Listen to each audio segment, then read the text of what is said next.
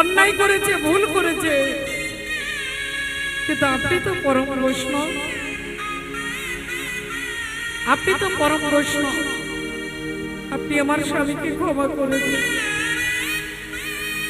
আমার স্বামীকে ক্ষমা করে দিন।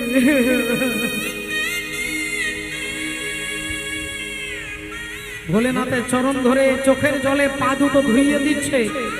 ভোলেনাথ বললেন, ঠিক আছে ঠিক আছে, আপনি কাঁদবেন না, আমি আপনার স্বামীকে বাঁচিয়ে দিচ্ছি। এই কে আছো?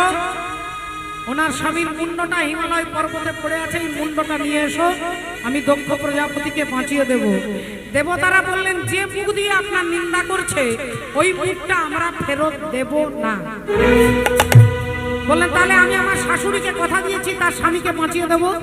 বললেন, আপনি অন্য কোনো পদ্ধতি অবলম্বন করুন। তাই বাবা ভোলেনাথ কি করবেন চিন্তা করতে করতে করতে একটা ছাগলের মুন্ড দক্ষ প্রজাপতি